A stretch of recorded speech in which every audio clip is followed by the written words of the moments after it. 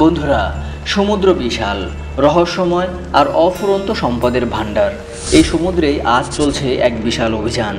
আকাশে ঘুরছে হেলিকপ্টার, নিচে টকবক করে চলছে স্পিড বোট। মাছের ঝাঁক ট্র্যাক করতে সেন্সর, জিপিএস, স্যাটেলাইট ইমেজিং সবই ব্যবহার করা হচ্ছে।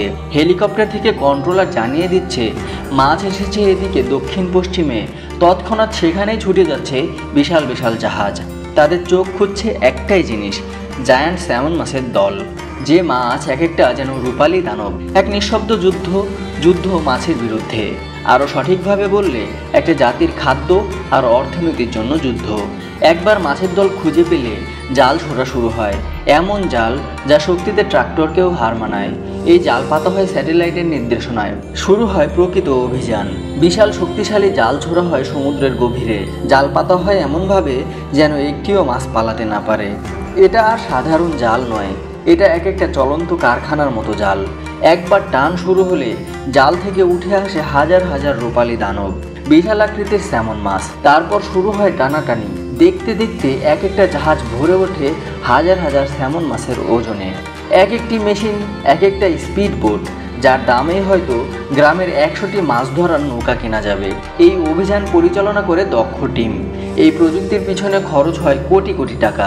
বিশেষজ্ঞ, ইঞ্জিনিয়ার, পাইলট, নেভিগেটর সবাই এক টিমে কাজ করছে। তাদের একটাই লক্ষ্য, যত বেশি মাছ তত বেশি লাভ। যারা প্রতিটি মুহূর্তে মনিটর করে দেখছে মাছের চলাফেরা, জিপিএস আর সেন্সরের সাহায্যে। একটা মাছের গতিবিধিও যেন চোখ না হারায় তাদের। তবে সবসময় জালই নয়, বড় কিছু হুক দিয়ে তারা তুলে আনে বিশাল বিশাল মাছ। কোনো স্যামনের ওজন 50 কেজিরও বেশি। তাদের ডেক ভর্তি মাছ শীতল রাখার বিশেষ সিস্টেমে তা প্রিজার্ভ করা হয়, যাতে একটাও মাছ নষ্ট না হয়। এটাই তাদের ব্যবসা।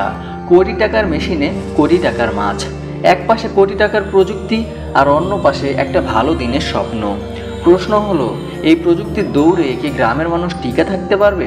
এবার চোখ বন্ধ করে কল্পনা করুন এক গ্রামের দৃশ্য, যেখানে ছোট্ট একটা বিল, একপাশে বেঁকে গেছে পার, যেখানে বসে আছে একটা জেলে ভাই।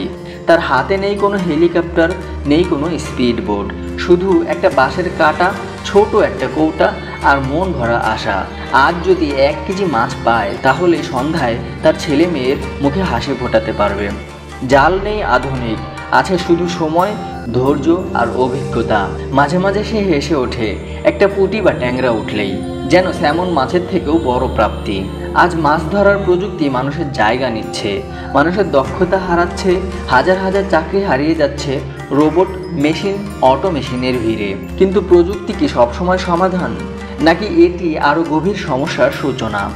একদিন যদি মেশিনে সব কিছু করে ফেলে, তবে মানুষ কি করবে? আসলে কি হারাচ্ছি আমরা এই প্রযুক্তির ভিড়ে? গ্রামের সেই সরলতা, সেই ভালোবাসা, সেই মানুষে মানুষের সম্পর্ক আজ হারিয়ে যাচ্ছে মেশিন আর মুনাফার ভিড়ে। যেখানে একদিকে টাকার পাহাড়, অন্যদিকে সস্তা মাছের জন্য ভোরে জেগে পড়া জেলের সংগ্রাম। এই বিশাল আয়োজন দেখে আপনি মুগ্ধ হবেন ঠিকই, কিন্তু মনে প্রশ্ন জাগবে, সব হারিয়ে কি কেবল মুনাফায় থাকছে শেষ পর্যন্ত? এই মেশিনে হার মানা মানুষেরা যাবে কোথায়? তাদের জীবিকার সেট টেনে কি প্রযুক্তি দেবে তাদের সুখের গ্যারান্টি? আপনি কোন দিক বেছে নেবেন, আধুনিকতা নাকি মনুষ্যত্ব? বিশাল সামুদ্রিক যন্ত্রের ভিড় নাকি গ্রামের জেলের সরল হাসি? এই ভিডিওটি ভালো লাগলে অবশ্যই সাবস্ক্রাইব করে প্রাণী চার্জের সাথেই থাকুন এবং প্রাণী চার্জকে সামনের দিকে এগিয়ে যেতে সাহায্য করুন, কারণ এখানেই আমরা খুঁজে পাই বাস্তবতার চিত্র, প্রযুক্তি আর মানুষের জীবনের টানাপোড়েন। ধন্যবাদ।